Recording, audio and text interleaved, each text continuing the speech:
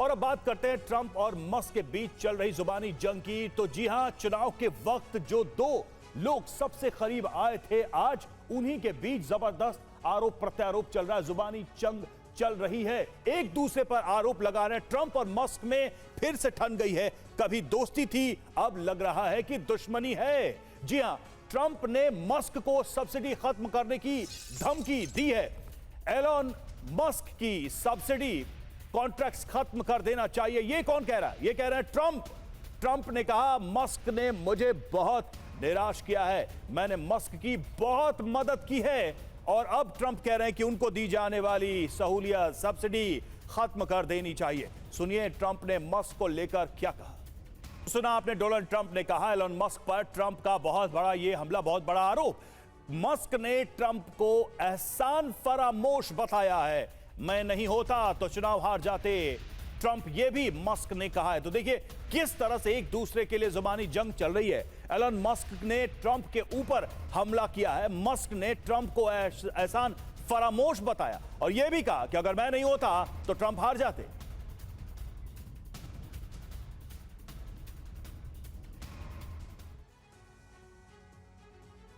तो अमेरिकी राष्ट्रपति डोनाल्ड ट्रंप और कभी उनके करीबी सहयोगी रहे टेस्ला चीफ एलन मस्क के बीच देर रात जमकर बहसबाजी हुई। ट्रंप ने मीडिया से बात करते हुए मस्क को लेकर अपनी नाराजगी जताई। ट्रंप ने कहा कि जब हमने अनिवार्य तौर पर इलेक्ट्रिक वाहन खरीदने के कानून में कटौती करने की बात कही तो मस्क को दिक्कत होने लगी।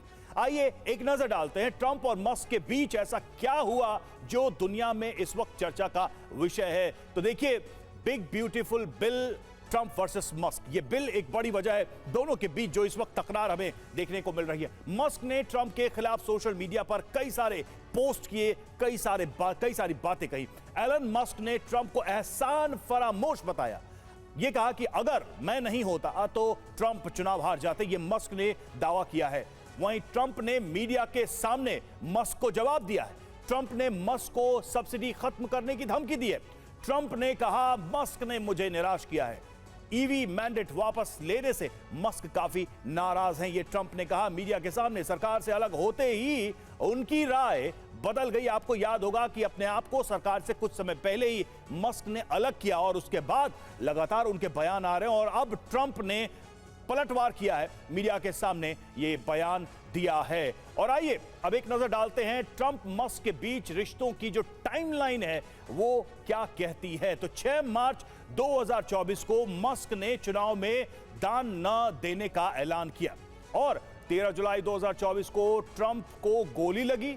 मस्क ने 2000 से ज्यादा करोड़ दान दे दिया और 12 अगस्त 2024 की बात करें, मस्क ने सरकारी खर्च में कटौती के लिए आयोग बनाने को कहा। 12 नवंबर 2024 ट्रंप ने मस्क को डॉज का नेतृत्व करने की घोषणा कर दी और इस तरीके से ऑफिशियली वो सरकार में आ गए। मकसद इसका था सरकारी खर्च को कम करना। अब 1 मई 2025 को क्या हुआ, मस्क ने सरकारी भूमिका से हटने का ऐलान कर दिया। 27 मई 2025 मस्क ने one big beautiful bill act की आलोचना की। मस्क ने इसे घाटे वाला बिल करार दिया और उसके बाद से अब देखिए ट्रंप ने उन पर जवाबी हमला किया है और अमेरिकी राष्ट्रपति डोनाल्ड ट्रंप और मस्क के बीच यह विवाद बढ़ता ही जा रहा है। मस्क ने ट्रंप पर एक बार फिर से बहुत बड़ा हमला किया है। एलन मस्क ने डोनाल्ड ट्रंप को हटाने की मांग की है। मस्क ने ट्रंप के खिलाफ महाअभियोग चलाने की मांग की है। जी हां, महाअभियोग चलाने की मांग की है। इस हद तक अब मस्क ट्रंप के खिलाफ चले गए हैं। जेडी वेंस को नया राष्ट्रपति बनाने का उन्होंने समर्थन भी किया है।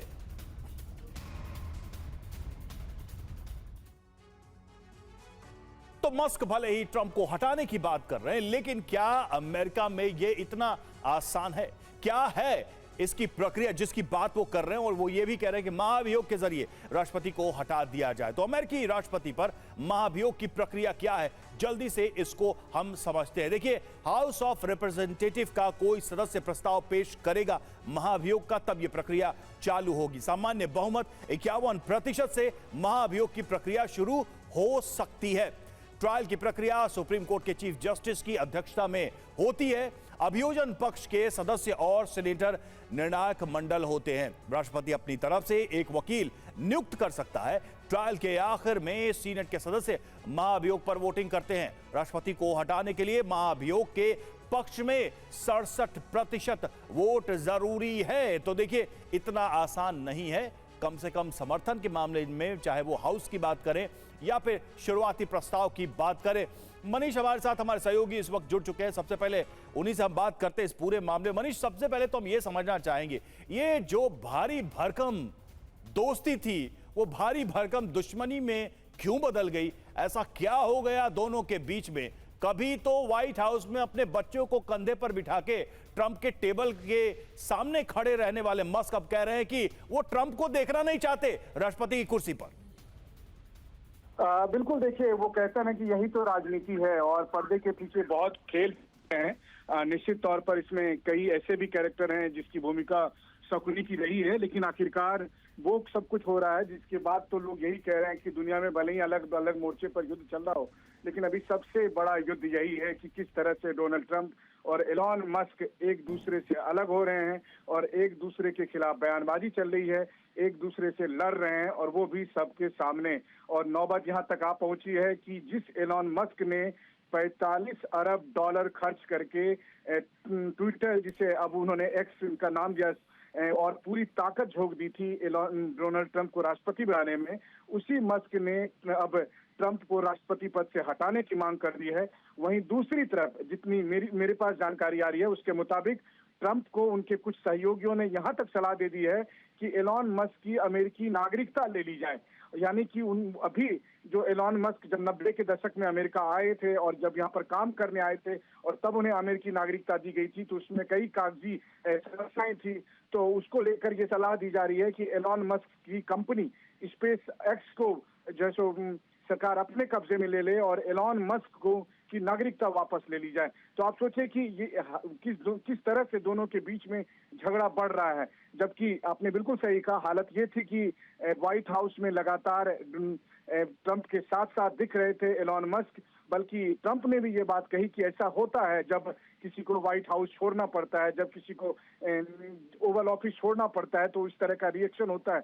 लेकिन बात बढ़ती चली गई और बात इस कदर आगे बढ़ती जा रही है कि अब इसका परिणाम क्या होगा वो, लेकिन बात केवल अमेरिकी राजनीति का इसका असर नहीं पड़ेगा, बल्कि अमेरिका के व्यापार और अमेरिका की सामरिक संबंध, उन सब पर इसका असर पड़ेगा।